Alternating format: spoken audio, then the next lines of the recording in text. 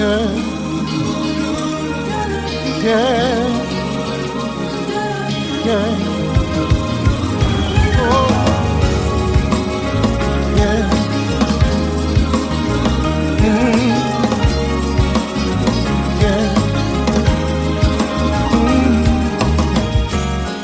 and died, saved by love, count my blessing from above.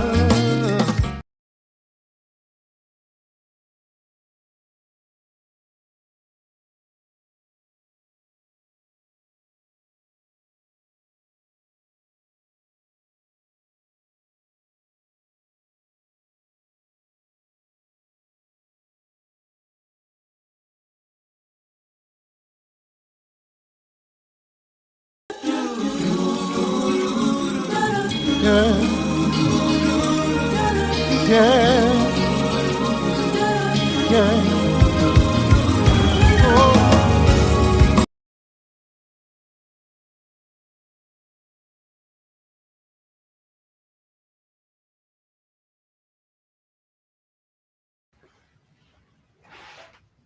Good evening, good afternoon, good morning, depending upon where you are around the world. I am Marcus Holmes, and I am going to click share.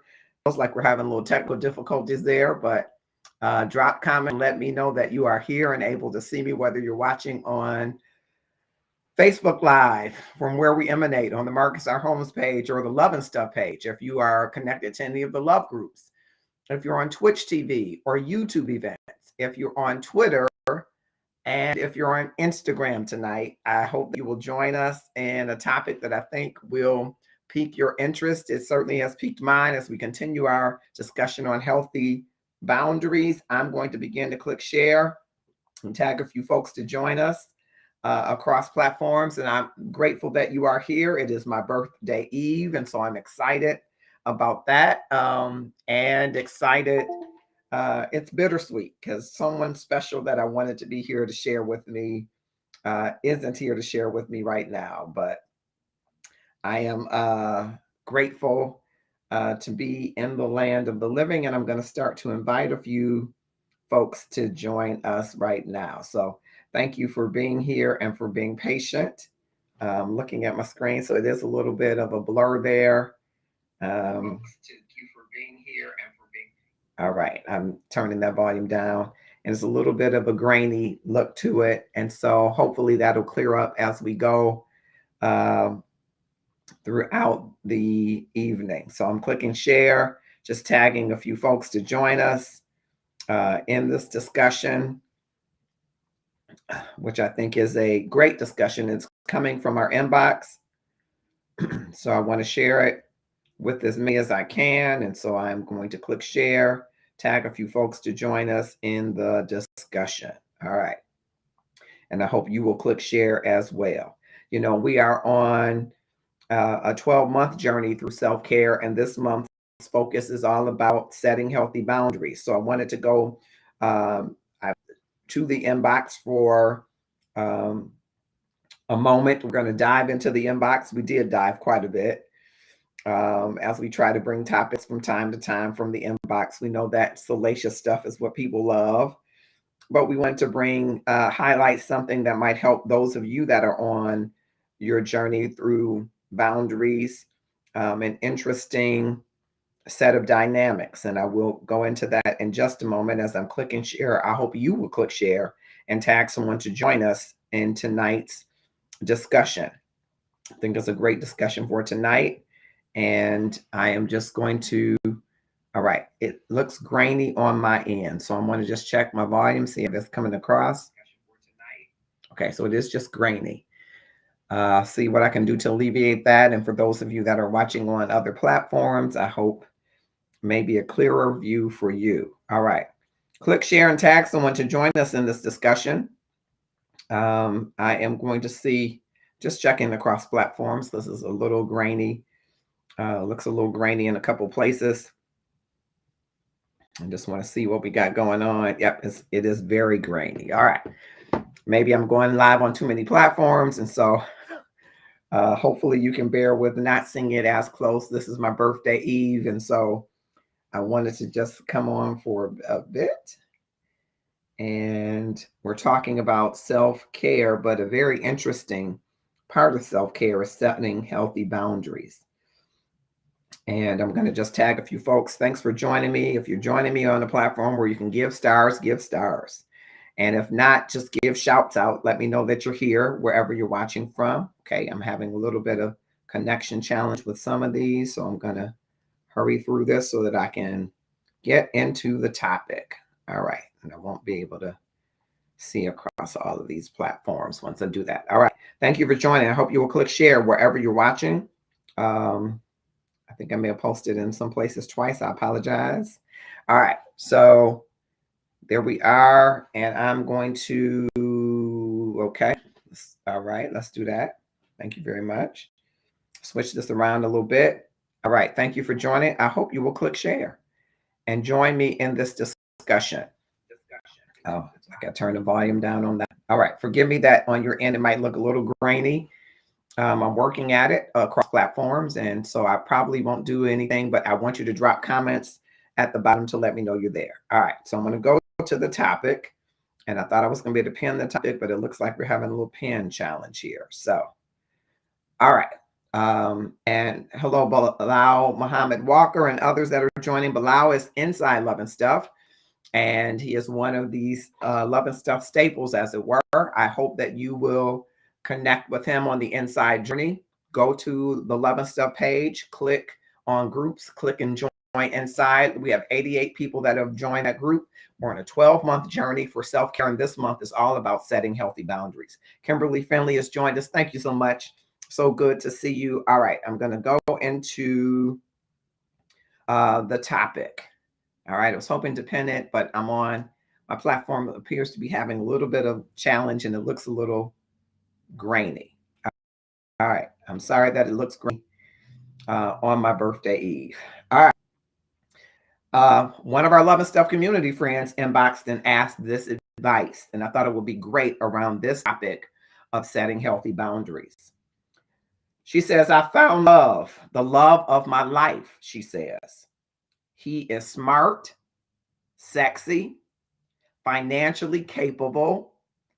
I think she meant by that, what I will convey that I understand from our little brief dialogue is that, okay, I'm going to check and make sure we didn't lose something. That he isn't in any major debt, but he could certainly level up, okay? Financially capable to take care of business and family, right? Spiritually inclined, she says that means he believes in God, but he's not fully practicing his faith. And funny, she says. And I met him in a store. Sorry, not a grocery store, she says. My biggest fear and concern is losing my best friend, she says, who is a male and a friend with benefits some 20 plus years. So they used to be in a relationship. This is now her platonic friend.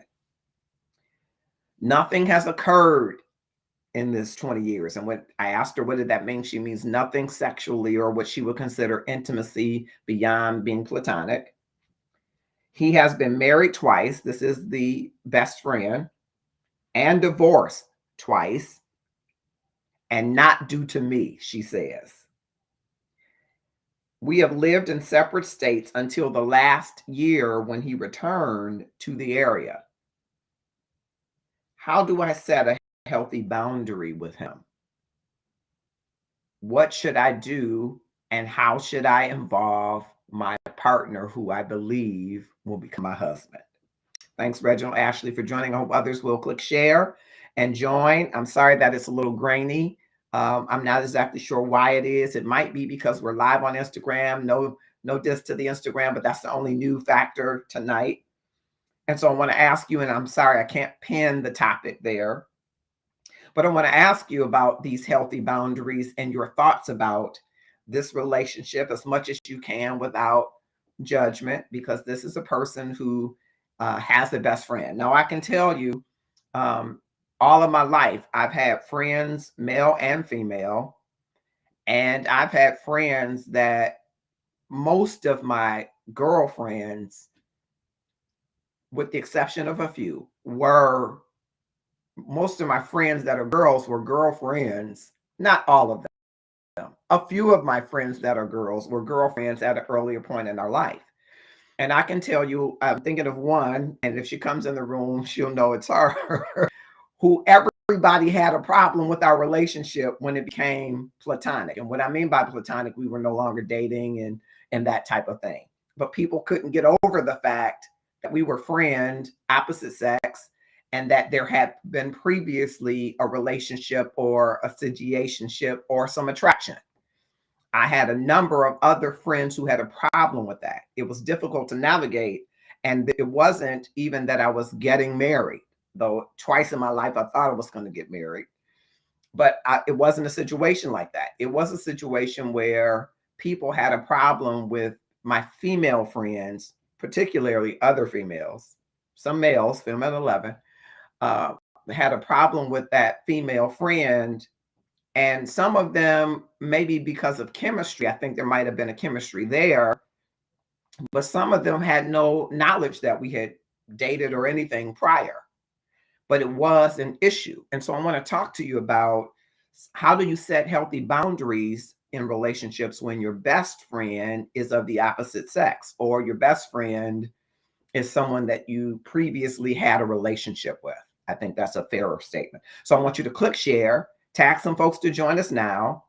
I want to share some things that I believe you should definitely consider in setting those healthy boundaries. And it's in alignment with setting healthy boundaries all month long around your relationships and interactions. And I hope that you can hear me fine. I'm looking on my phone and it looks kind of unclear. So I apologize for the grainy look. I'm going to attribute that to me going live on multiple platforms today, which include Twitter, Twitch, YouTube, Facebook, of course, and Instagram. And I'm missing one because I think there are 6 that I'm live on right now. And so maybe that is creating some issue, that or Comcast. And Comcast, we're going to get you if you're the issue. All right. So I'll repeat that topic for you. From one of our members of our community, is asking advice. She has found the love of her life. She says, I found the love of my life. He is sexy, smart, financially capable, spiritually inclined, she says, and funny. She met him in a store, not a grocery store. And that's because I'm often telling women the place to meet men is the grocery store on the weekend, or the grocery store in the afternoon for guys who work midnights. They'll go to the grocery store. Just telling you, if you want to know more, we should have a discussion. Her biggest fear and concern, she says, is losing her best friend. So now we're talking about her best friend now, who is a male. And he was a friend with benefits 20 years ago. Okay. Nothing, she says, has occurred in those 20 years. He has been married twice and now divorced twice, and not due to her, she says. They have lived in separate states until the last year when he returned to the area. And she's asking, how does she set a healthy boundary with this friend who she's been friends with long term, who now lives in the area, as she is moving into this new relationship with who she believes is the love of her life? And while he has not asked her to marry him, she's trying to make sure that she sets healthy boundaries in other relationships so that it doesn't impact this relationship that she believes is heading to marriage. We're talking about setting healthy boundaries all month long on our 12-month journey. April is all about setting healthy boundaries. And just as a quick recap, I see Pastor Julia Porter Maddox, who I love so much. And I just love her so much. I don't want to go on a tangent, but I love you so much. But just to recap, January was all about sleep. We believe that if you start the year out getting the right amount of sleep, you'll have the right amount of energy. You can start to the right amount of eating and exercise. Sleep is important for your brain health. It's important for your mental wellness. Month 2, February, is all about your nutrition. It's about eating to live and not living to eat, right? It's about feeding your body what it needs, right? And that month was all about eating well. And we're stacking, you build on these concepts, right? Third month is marching into fitness. And we have a number of people like Michael Bridges Dennis. If you go to our Inside Love and Stuff group, he is rocking it out with his exercise and getting healthy and living his best life through making sure he is physically well. So this marching into fitness. There's also an ab video that you may have seen Corey Beelan, who was on Ready to Love season 1 of those seasons. He's inside Love and Stuff. I believe he's in a relationship, lady, so I'm not saying that. But he is a fitness trainer out of the DC area, I believe. And he gave us a free ab workout video that anybody can do in, I think it's 3 minutes. And so that's there in the Inside of Love and Stuff group that you can get. But he talked to us about fitness. We didn't have him come this year about fitness, but he will be coming in some other months. And now we are in month 4, which is all about setting healthy boundaries. So I wanted to give you that. And not just setting healthy boundaries for your the way that you take care of yourself, but setting healthy boundaries around relationships that you water, because you want to ensure that you save water for yourself and you set boundaries around those relationships so that they pour into you, right, the things that you need, and you pour into them the things that they need, and there is not overlap, that there is balance. Okay, so that's what that is. Nedra McQuarters Johnson, thank you for joining us. Great to see you.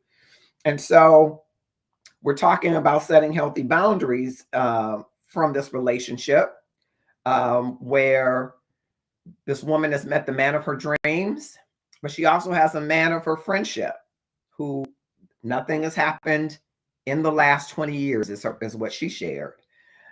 But that 20 years ago, greater than 20 years ago, they had a friends with benefits relationship. Now they're 20 years later, they kept the friendship, but cut off the friends with benefits. He got married not once, but twice, not divorced once, but twice. And they maintained their friendship. She stands out that nothing about their friendship infringed upon those relationships. That's her position. And he relocated. Now, in the last year, he's moved back. And around this time, she has met, as she says, the love of her life, the man of her dreams, who she says, is sexy, smart, financially capable. That she means he's able to take care of her and him, spiritually inclined, and funny, who she met in a store. And you know, those that have watched Love and Stuff on any of these platforms know that I am a proponent of telling people, you want to meet somebody, go to the grocery store. Go on Saturday morning is what I say. But you can go in the afternoons if you're trying to get somebody who works at the plant. I'm trying to help you. I'm trying to help you. Go to the grocery store, wear your beautiful jogging suit, ladies, that fits. Wear the fitted one. Don't do the leggings that you just throw on. Do the fitted one that you know you look really cute in. Take off the bonnet, do your hair, do your makeup if you do makeup. If you don't do makeup, just slap on some lip gloss. Smell great, something that complements your natural pheromones. I'm saying what I'm saying. And then you go down the aisle where there is fruit or vegetables. And you pick up one of those fruits or vegetables if you are an ambivert or extrovert. And you say to him, can you squeeze this to see? I think this is ripe. If he blushes, got him. If he doesn't say, I don't know if it's right, you got him, because you got him in conversation. If he says nope and moves on, let him move on.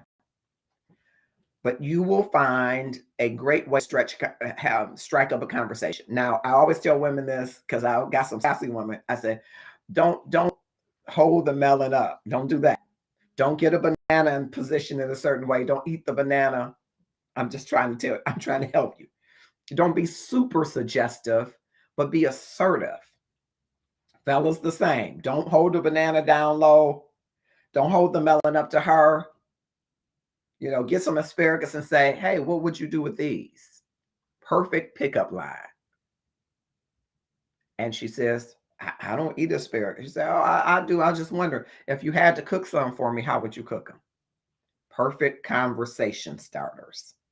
Food is, everybody eats. Some people vegan, some people vegetarian, some people healthy, some people carnivorous, whatever you are, perfect conversation starters in the store. So that's why when she says in the inbox, she met him in the store, but not a grocery store, she's kind of making a joke, because I'm always telling men and women, when I'm running across people and they say, hey, love and stuff guy, I can't meet anybody. So when's the last time you went to a grocery store on Saturday? When's the last time you went looking good?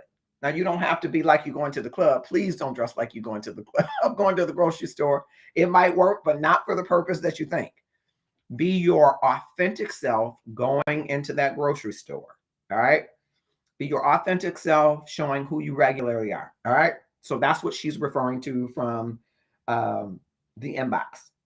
And she says her biggest concern and fear, she says, is losing her best friend, which is a male. And they had a situationship, as one preacher used to say 20 years ago. And so I want to hear from you in the comments right now. What advice would you give to her about setting a healthy boundary with him? She says, the best friend. I, in the inbox, as I have some dialogue with her, said not only is the boundary with him, and not only is the boundary with the love of your life, the boundary is with yourself, right? So there are 3 kinds of boundaries that I think you have to have, right? That are important. I think there are open and honest communication is the number one thing. And you got to have, again, 3 prongs. You got to talk to yourself. You got to talk to your best friend, and you got to talk to your spouse or your significant other, your partner. What I asked her in the inbox is whether or not the love of her life knew about the best friend. And she said, he does. I said, does he know that you all used to be intimate? She says, he does not. And I broached this with a couple people and I got mixed responses. Some say he don't need to know that. No, don't do that if you're going to keep him as a friend. I don't agree with that necessarily. I think if you're moving toward a covenant relationship, that you have to be completely honest with someone. You don't want the opportunity for there to be anything that is dishonest that comes up. And so I think it's important in this open and honest conversation for her to have a candid conversation first with herself. I would say that to anybody. Is this only platonic on both sides? Now that he is single and back in the area, is he romanticizing what was 20 years ago? And have you been honest with yourself about how that makes you feel? Because if you're like me and someone from your past comes around, there is some part of your ego that likes to be stroked that you still got it. Give me some likes or loves if that's true. Might not be true for everybody, but somebody that you dated 20 years ago and say, you still look good, Marcus. Now in my mind, I'm thinking I sure do. I'm about to be 54 in a few hours, right? Pre-birthday, right? But in my mind, I'm thinking that, but something in my ego is stroked when someone says you still got it. If they say you're still smart, you're still charming, you still smell good, you always smelled good, whatever it is, that stroking of your ego, does it open you up to something that is not platonic? You got to have an open and honest communication with yourself about what you want. Because before you set boundaries with others, you got to be firm in the boundaries for yourself, because you'll be more quickly to break your own than monitoring someone else's. So the first thing you got to do is open and honest communication to yourself. Second, I believe it is to the love of your life. You owe someone that you are moving closer to, deeper into relationship, as much transparency and honesty as the relationship can handle. I got a comment. Thank you so much. Julia says, Pastor Julia, you should look her up. I agree. Be completely honest with yourself first, because you might still be still have some unsettled feelings about your body friend that's preventing you from disclosing everything. I like that. I don't know if you meant to say your body friend, but I like the body friend, even though she says they haven't been body friends, Pastor Julia, in 20 years. Okay. But that doesn't mean those feelings weren't under the surface. Right. And while she says that she doesn't best, thank you so much. Though I'm gonna use body, I ain't gonna say you credit. I ain't gonna credit you to that. I'm gonna take it. but those feelings are underneath the surface. They can bubble up. And sometimes you have to think about what's really bubbling up when you feel affectionate toward that person. What is that? Is it something from that relationship, or is it solidly a new and platonic relationship?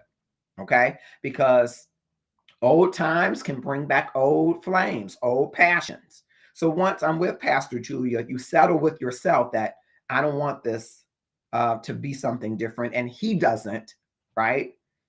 And we've resolved our issues related to anything that was on the other side of platonic. Then the next conversation I believe you should have is with your significant other. As you move closer and more deeply into relationship, the more transparency, the more vulnerability, the more openness and honesty are required. And you need to tell him, you've met my best friend, but maybe we haven't discussed what my best friend was to me 20 years ago. There are a lot of men that will not immediately take to that. They will have a side eye about it, because a lot of men will hang in the friendship zone for their chance at the one that they want. As a matter of fact, there are some men who will stave off every other person. They might have sex with other people, but they'll stave off relationship in the hopes that they can get with the one that they want, who has friended them. So a man is thinking like that, and a lot of times men do. The post has passed. The post, I'm not so sure what that means. You got to help me out. The post has passed. I'm going to learn. I'm missing some part of your question, Pastor Julia. You have to make sure that your partner, in this case, male partner, white lady, is mature enough to handle that you have a past and that the past is present, right? You have a friend who was your friend with benefits, meaning you all were intimate 20 years ago, but since that 20 years, there has been no interaction.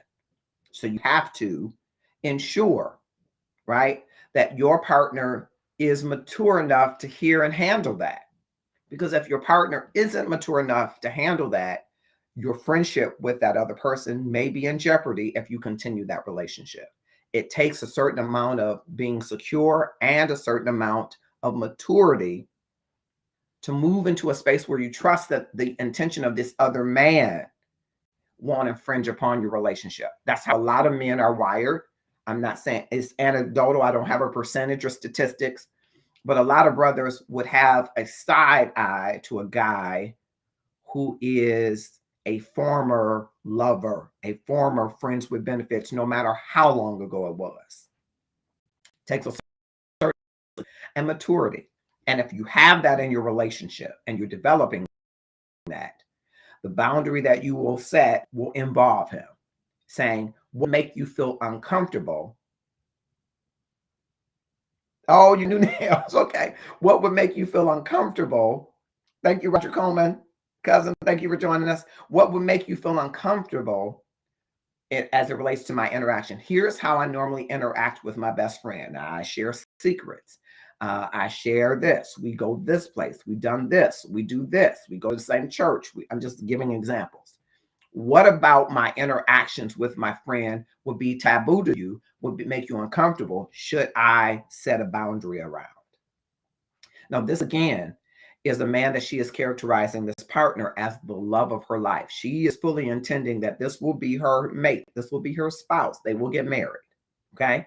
So it's important that you say to him, what about this relationship would make you uncomfortable? What moves could I make? What moves could he make? What things could we do together that are taboo for you? Really important, because you want to start to have a collaboration around the boundaries that you're going to set in this relationship. Okay. I'm sorry it's grainy. I hope that you can hear me well. I'm looking at one of the screens and it's very grainy. And I think it's because we're also live on Instagram. No diss to Instagram. This is the only thing that's different tonight. And I'm going portrait tonight versus landscape. So I'm not sure if that's happening or if Comcast is tricking me out. I need a credit from Comcast. Put that in the air. So that's number one.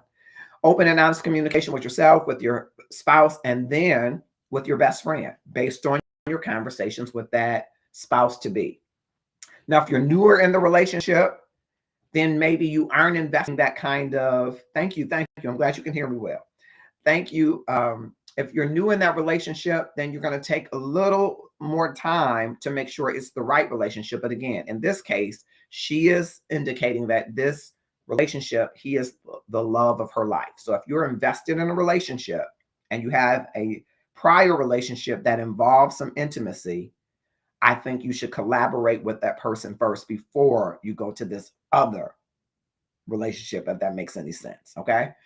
And then third, in that open and honest communication, that's when you go to that other person and say, here are the boundaries that my future spouse, that my boo, my bae, we came up with together so that my relationship with you doesn't impact those boundaries. Right? And if your best friend is your best friend, he, ladies, or she, gentlemen, talking about best friends of the opposite sex, will understand and respect that boundary. And you build in that communication. Here's what will happen when I feel like you're infringing upon those boundaries. Here's how I warn you that I think it's going in the wrong direction. Here's how the order of protocol, if you will, here's how the order of pecking goes as it relates to that. And whatever those boundaries are, it's going to be unique for you. There are some people who can share everything with their opposite sex best friend, everything. There are best friends who share everything, right? Fears, worries, concerns, dreams, hopes, aspirations, things about their mate. But you have to set boundaries where you know that this relationship could potentially create some friction for this relationship. It might mean for you that you cannot share certain things with that best friend. And you help that best friend to understand those things that you cannot share any longer, right? Because you're setting a healthy boundary because you're building on this relationship, right? Some people aren't going to be able to do that, honestly, and they're going to still tell that best friend stuff that has to do with this new relationship they're developing. And you got to tell the best friend, if you look like you can't hold water, I'm going to drown you. I don't know if that makes good sense to people, but you got to know your best friend to know what you can and cannot tell your best friend. Because if your best friend, for some reason, becomes at odds with your spouse, will they repeat what you've shared? Will they use that information against the relationship? So you have to tell them in open and honest communication, I trust you at this level as my best friend, and repeating what I'm sharing with you would be betrayal enough to end this friendship. You got to set a higher boundary where you know that the person that you're with maybe isn't mature enough to handle that, or maybe isn't as vested in the relationship to handle that. You got to know the people that you're dealing with. So that's the number one. Honest and open communication with yourself, honest and open communication with your partner, soon to be spouse, boo or bae, and open and honest communication with your best friend. I'm doubling back for those that have just joined. I see some folks that have. Thank you so much. We're talking from the inbox, and forgive me, I wasn't able to pin the topic on there, but a member of the community has inboxed us as we sometimes delve into the inbox to take some topics to discuss. She has found the love of her life, she says. She says he is sexy, he is smart, he is financially capable, which I love that. He is spiritually inclined, which I wanted to hear more about that. And she just said he believes in God, but he's not actively practicing the faith. So I said, put a pin in that one. And funny. So humor is important to her. And she met him in a store, not a grocery store. And I said earlier why the grocery store and store matters. If you don't know, you should inbox me so I can tell you where you should go to meet people. But her biggest fear and concern is that she's going to lose her best friend, who is a male and who she had a relationship or situationship, friends with benefits, over 20 years ago. Nothing has happened since the 20 years. In fact, he's been married twice, her best friend, and divorced twice. But she doesn't believe that had anything to do with her. In fact, he had relocated to another state in that last marriage and is just returning recently. So she met this man of her dreams, the love of her life, she says, in the store. And she wants to set healthy boundaries with the best friend. My suggestion is not only with him, you need to set healthy boundaries with yourself, with your love of your life, and with the best friend. And so I wanted to also hear from you, but I think three of the things that I recommended, the first one was open and honest communication, right? The second one is kind of, I started it, is defining those clear boundaries, right? Again, you set them with yourself. You know whether or not going to your old spot, there used to be a place here in Detroit called Red Devils. I loved Red Devils. My sister Adrian, bless her memory, introduced me to Red Devils, and I think it was around my birthday, which happens to be tomorrow. Bless her memory. And I would go there. I would only take special people there. So I will imagine that special people, if we went to Red Devils or talked about Red Devils, it might conjure, I mean, use that word, conjure up feelings of kisses or hand holding or whatever may have happened as a result of Red Devils. If I am not resolved about that, whenever those places we go to or whenever those things that we do together, those feelings can come back up. And so you have to make sure that you set a clear boundary for yourself. I need to resolve those issues. One of the ways for me in resolving some of those issues is to take other people to places that are reserved for intimate relationships.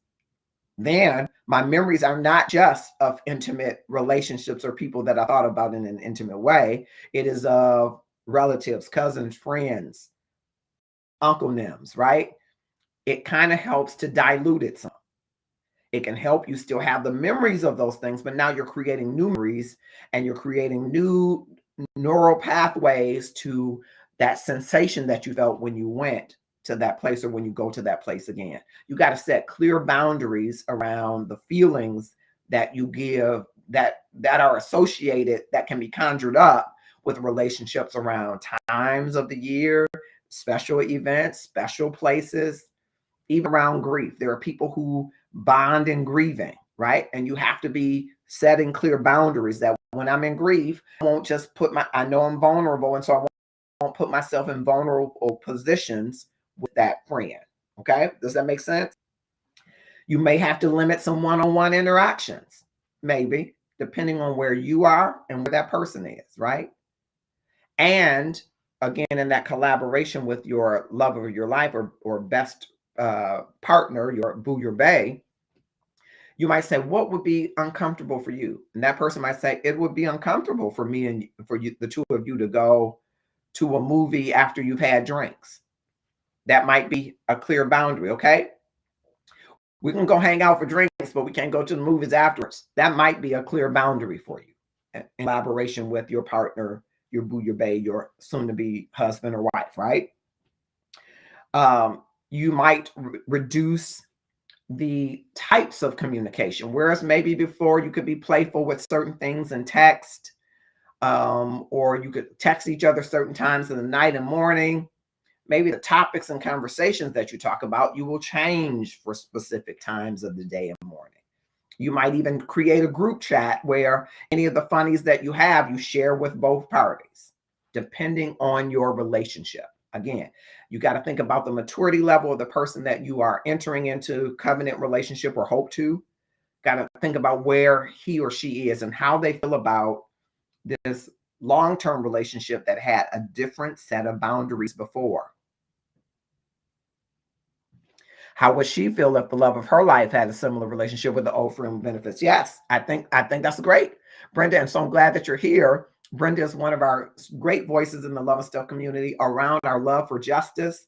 And I can't wait to reconnect with her and her great mind so we can continue the work in such an important year. Had to put that plug in there, Brenda. I love you so much. That's a great question. And I think I'm going to raise that to her in the inbox. How would you feel if how would you handle it if the shoe were the other way, right?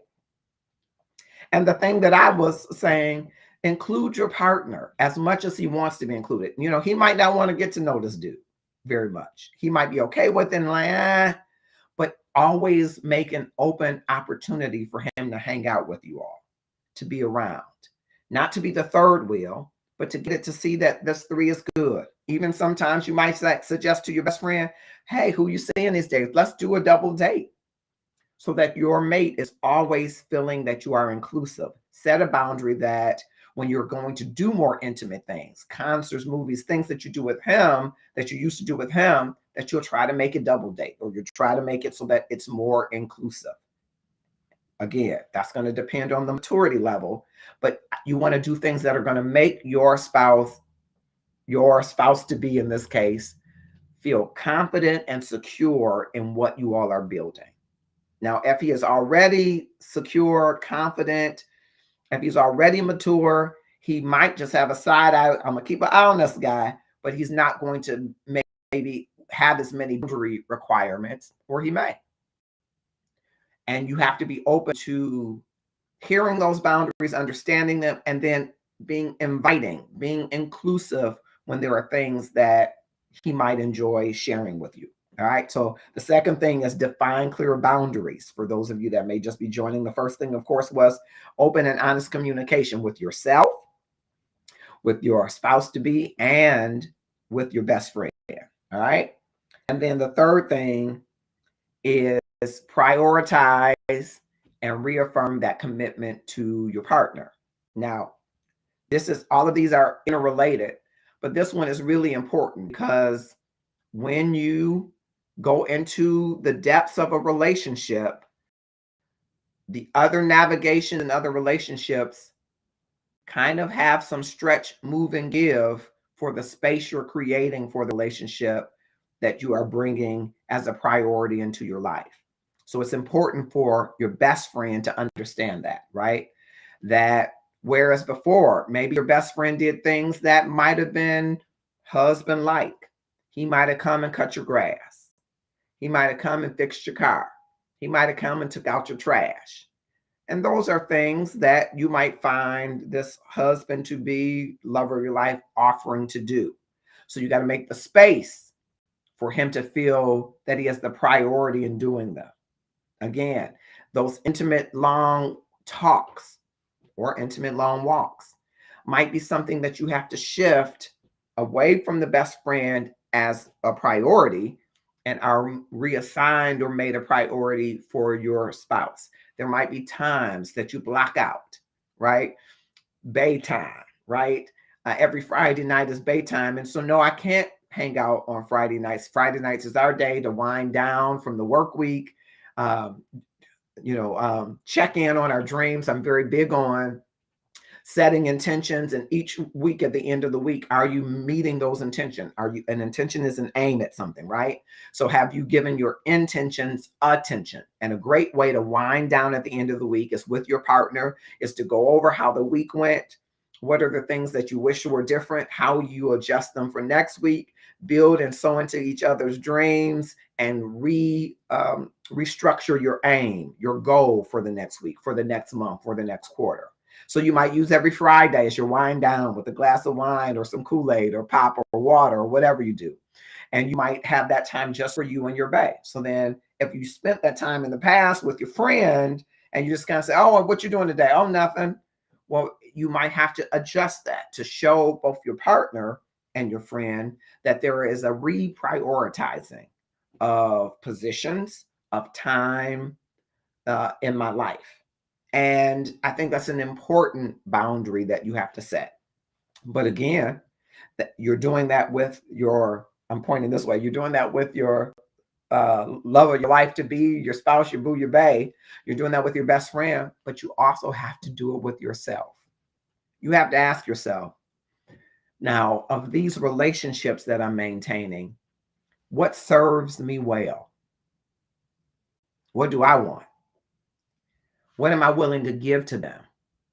And what am I willing to renegotiate? Because what I'm giving to them might require some renegotiation. I might be giving more in this relationship, and I need to take some of the time that I'm giving to this relationship and give it to this one. I need to take some of the trust and vulnerability that I'm giving there and give it to this one.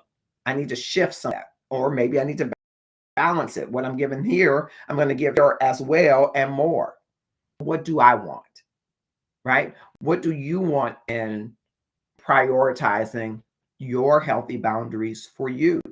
Are you setting aside time to water you such that it serves you well, that you can then serve this relationship, then serve this love ship in ways that are going to grow both relationships more wholly, more authentically, and for the betterment of your life, your community, your world? What do you want? You have to set a priority for you, for times that fill and water you, times that help you become more filled with grace, more filled with love, more filled with empathy, less judgment. You've got to set those boundaries for yourself. I'm so glad I see Rochelle Weathers has popped through here. And I mentioned that, Rochelle, that all of my life I've had both male friends and female friends. And Rochelle is one of my longtime female friends, and she will tell you that I have all kind of friends, right? And I can say when I was younger, having female friends presented problems for me and for people that they were dating, because most people didn't think a guy and a girl could be friends and have nothing going, even if the guy and the girl were friends and had something going a long time ago, which is not with Rochelle, but with other friends. She will know other friends in my life. And I remember having to contend with that because people don't always understand that. It takes a certain level of maturity, is what I said at the outset of the show, for people to understand that you can have a relationship with somebody and then that relationship pivot and no longer be intimate and turn into something beautiful that's non-intimate, that's platonic, and go for the rest of your life. But if people that you are interacting with, meaning you're getting in relationships with, you're marrying, aren't secure enough, aren't mature enough, they might see that relationship as a threat, right? And so you have to know that for your relationships, whether or not the spouse or the best friend see each other as a threat, and set healthy boundaries. And I can think of you're like early 20s, 19, 20, being younger. Thank you, Sarah. Absolutely. Being younger, looking back, I can remember some interactions where people just didn't understand that. I have a great friend. Again, we were teens, and we're still great friends to this day. And many times I would be dating and say, and she would say, "Oh, you all used to date?" Yeah. Well, there's nothing. We're like brother and sister. We're like friends. And some people had challenge with that. I have even, and again, I'm talking about another friend, not Rochelle, but I've even had some friends get into relationship, and then they found out that we had dated, and were like, I don't know if y'all can be friends. It takes a certain level of maturity, a certain level of being secure in yourself. I'm not saying that a guy won't still side eye that guy. Guys will do that.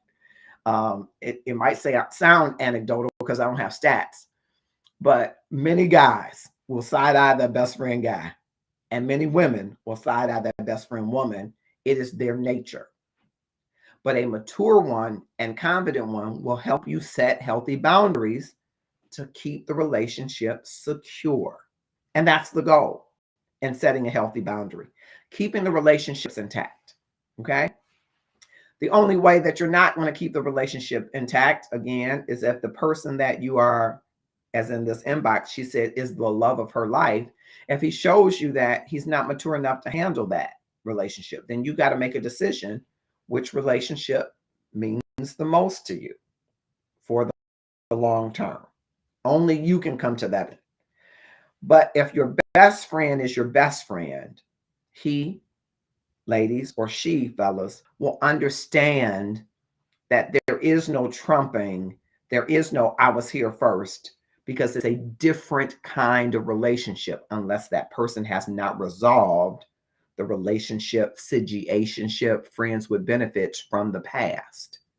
No best friend is going to make you choose them over someone that you intend to be in life relationship with from a intimate standpoint because they're different relationships.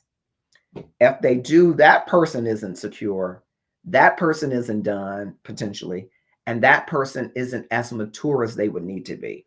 And you have to navigate accordingly. I'm not saying you get rid of that best friend, but you do set hard boundaries. I'm not saying you get rid of that love of the life, but you do see how they respond to boundaries. Because your goal, potentially, is to keep both relationships intact such that they don't infringe upon the growth, love, and development of the other. You can have both. I don't know if you consider it having your cake and eat it too, but you can have relationships, purely platonic relationships with the opposite sex with healthy boundaries. And I think that would only be fair if you're intending to move toward a covenant relationship with someone who you say is the love of your life. We're talking all month. It's April and we're halfway through it. Actually, we're beyond halfway through it, the 16th. And tomorrow is my birthday and I'm excited to have another birthday. I must admit, I'm not as excited to celebrate because one of my dearest friends is no longer here, who we just recently buried. And it's tough. He would have been 55 this year and I will be 54 tomorrow. And we're big on birthday celebrations in general. I believe, as you know, if you follow the page, I'm always celebrating people's birthday because life is so precious and I'm grateful for life. And in thinking about healthy boundaries as I go into a new year of life, you have to take inventory of the relationships that are important to you and you have to water them because you just never know how long those people that you love are going to be present. What a lesson I'm learning in this season for someone again. I've mentioned in a few recent shows, Leonard Forrest, who I call cousin. You could have not started this year to tell me that he wouldn't be celebrating my birthday with me. You couldn't tell me that he wouldn't be growing old with me and we would have grandchildren. Autumn is going to be like, well, you ain't getting no grandchildren. We'd have grandchildren. Leonard already had a grandson, but we'd sit on the porch and drink lemonade and spoil grandkids and send them home to their parents. That's what grandparents should do. At least it's my dream. And I won't get to realize that dream, but you couldn't have told me that at the start of the year, that I would not be having these conversations with Leonard and that he wouldn't be doing a big birthday post at 12 midnight and that he wouldn't be calling me and singing happy birthday. Life is very short. And what I'm learning in these 54 years, you have to set healthy boundaries so that you're feeding the relationships that need to be fed, that you're watering yourself because you need to be watered, that you're building a garden of love. And in that garden should sprout all kinds of things and all kinds of people. And among them, you know what the weed killers that I think in that garden are? They are grace and mercy. That they are giving people the grace to be themselves and make mistakes without judgment and mercy for them when they do. And that will kill all the weeds of discontent and all the weeds of conflict if we give each other more grace and mercy in this garden, if you will, of love. So water the relationships that you have. Feed those relationships well that mean something to you and set healthy boundaries so that you can coexist in a community of love with different types and levels of relationship. It does take maturity. It does take confidence, self-confidence. It does take some self-settling, some self-security to be able to allow different relationships in the same garden that have different levels of priority and that have different fulcrums. They have different focus, different foci, right? It's important that you understand that because you don't want to get in a place where you're comparing best friend to the spouse to be, boo or bae. They're different relationships. Even if they've had similar paths, even if you've had similar interactions, you have to water them in ways that grow those specific relationships. And you don't want them crowding each other in the garden. You want to make room for them both, for them all to grow, to flourish, and to feed you. Life in our self-care journey isn't just about self in the sense that the only one that I'm caring for is self. No, the extension of that self-care is so that you can care and water the other relationships. But first, self. First, open communication with yourself. First, boundaries for yourself. First, reaffirmation and building and priorities for yourself. And then it flows to others, which so neatly fits into the consistent theme of love and stuff, right? It is the quintessential love. I'm pointing up because that's God. God is love, right? And he wants us to, and I'm paraphrasing, love him with everything we got. Okay? Mind, body, soul, and strength. And Jesus says, on these two commandments hang all the law and the prophets, to love the Lord with all you got, and your neighbor as yourself, and your neighbor like yourself, and your neighbor in the manner that you would love yourself. So the second love is really self-love. Because how can you love your best friend or a new spouse without the focus of loving yourself? And we believe self-care is simply your love, self-love, and your gratefulness speaking to your worthiness. That worthiness comes from the quintessential love. He has made us worthy to be loved, to experience love, to experience the highest expression of love, and then to put every other love in its proper place, context, and order. And once we do that, we can fully set healthy boundaries that help us navigate our self-care and the relationships that need to be watered in our garden of love. Well, if you're watching, thanks, William Hodges, Africa Porter, Saran, thank you for joining us. Whether you're watching us on Instagram, on Facebook, on YouTube, on Twitch, on Twitter, I think I forgot one, but wherever you're watching us from, I hope you will click share. That's right. Guilt-free living yourself first. Love yourself first. I think it's Pastor Julia, without belaboring the point, for me anyway, I'd love to have you on because I know I'm going to share in just 1 second and probably not cry about it. Okay. But the neglected love is the self-love. We spend most of our lives trying to love others and get others to love us. But not a lot of people talk about loving yourself. And God intended for you to love yourself because he says, love your neighbor as yourself. And he said, Jesus said, on these two commandments hang all the laws and the prophets. So self-love must be pretty important. And the latter, I'm going to call it the B clause, not a preacher, I'm going to call it the B clause of that, is the loving others as you love yourself. And so, as I share with Pastor Julia, she is one of my favorite people in Chicago, in the world. But she is, I'm going to have her on as you know, however she feels at some point. Her husband, I'm going to say is, though he is resting on the other side, is someone that I love and loved me. And he was a great friend to me, a friend that I could call about music and talk. We could talk about music forever and a day. And that was her Leonard. And then my Leonard, my cousin, passed away. Both our Leonards are gone. And what a journey that is. Not the same relationships, right? But when you love someone, as I've watched Julia love Leonard and watch their relationship and loved to see them love each other and love their interaction and their laughter, I want people to know that out of that great and special love, that love never dies. And so a part of the setting healthy boundaries is keeping a space, setting a space for the love that you water but does not grow taller. It just stays where it is. Think of in your love garden that there's a tree that doesn't grow, it stays pretty much the same height, but it keeps budding and keeps having leaves and keeps shedding leaves in season.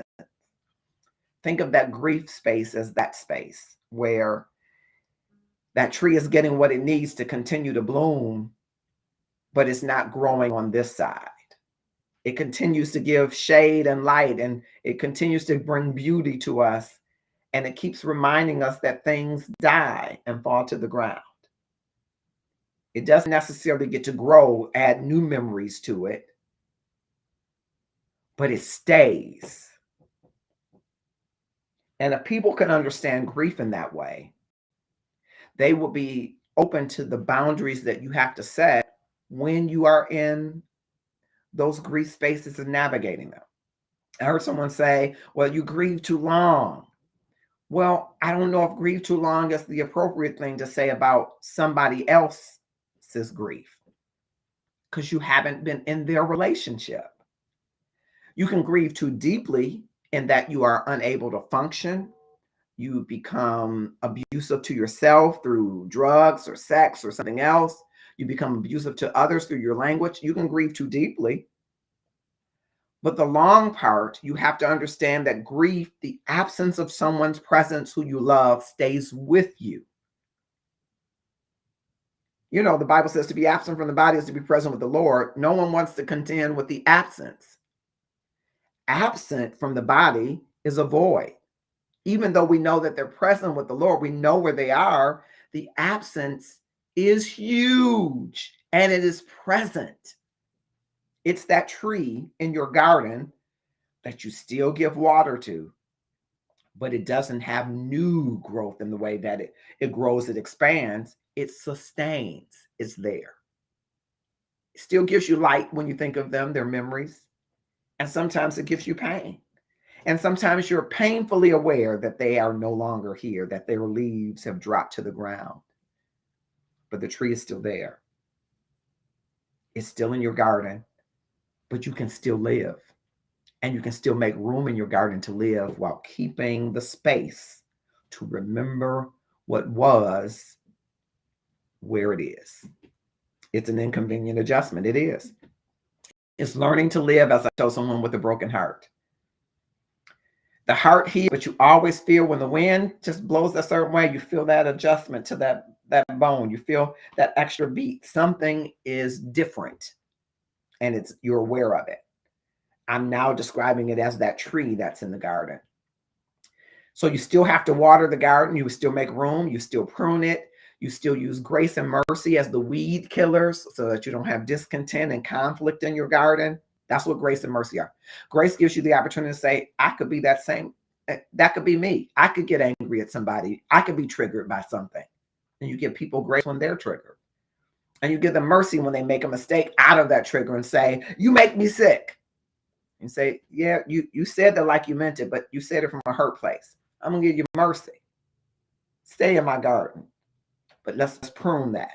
Let's kill those weeds with grace and mercy, because we're in a love garden and it's meant to flourish. It's meant to grow. It's meant, except for this one tree we got, it's a place where people used to be. I'm not cutting it down. I'm going to reserve that space. I'm going to watch its beauty. I'm going to watch how the sun hits on it ever so gently in the morning and rises off of it every night. I'm going to watch in the fall when those leaves fall, and in the winter when those branches hold still, and the spring when there are buds. But that tree is not going to do more than what it's doing right now. It's served its time, but it's a monument in this garden.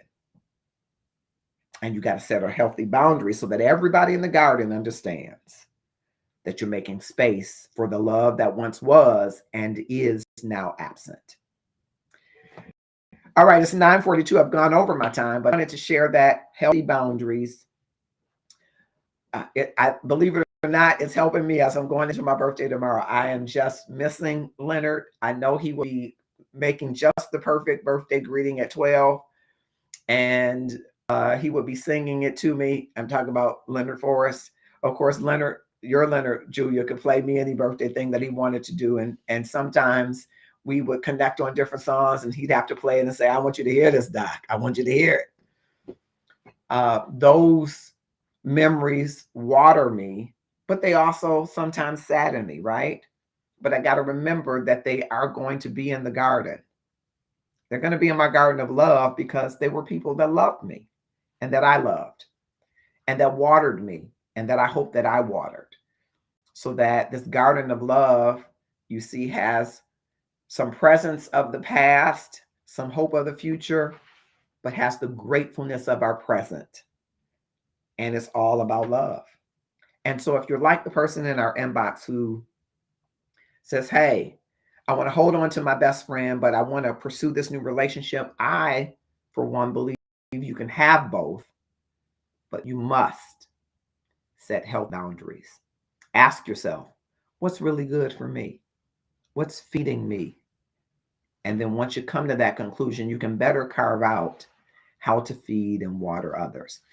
If you haven't already, go to the Love and Stuff page, click the notification bell. So whenever we go live on Tuesdays at 8:30 Eastern Standard Time, you can join us. And also go under groups under Love and Stuff. If you want to learn more about the self-care journey that I'm talking about, we do it in 12-month cycles. There are about 88 people on the journey with us. We have room for more. What is it? It's simply each month there's a different focus of an area of self-care that we believe is simply your love and your gratefulness speaking to your worthiness. January was about sleep, and February was about eating to live and not living to eat. March is about marching into fitness, was about marching into fitness. April is all about setting healthy boundaries. So each month there's a different focus in the hopes that you will increase your self-care. And the better you get at self, the better you get at other relationships. Self-care is selfless. It's the beginning of the selflessness journey because you can't give all of yourself until you fully have watered yourself. Elsewise, you'll be half giving, half serving from an empty, potentially empty pitcher.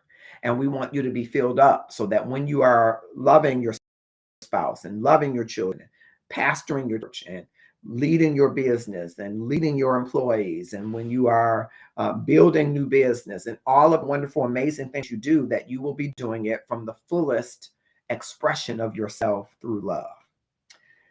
Again, I want to thank you. And I ask for you to click share, tag 5 of your closest friends who you think might need to hear this, 5 of the more popular ones to join in the discussion. The comments will be open and I'll keep coming back to water those comments and to share with you more and to learn more from you, as in this Love and Stuff community, we learn from each other. And I hope that you will become part of our community, whatever platform you're on, that you will join us here in Love and Stuff. I'm Marcus Holmes. Have a grateful evening.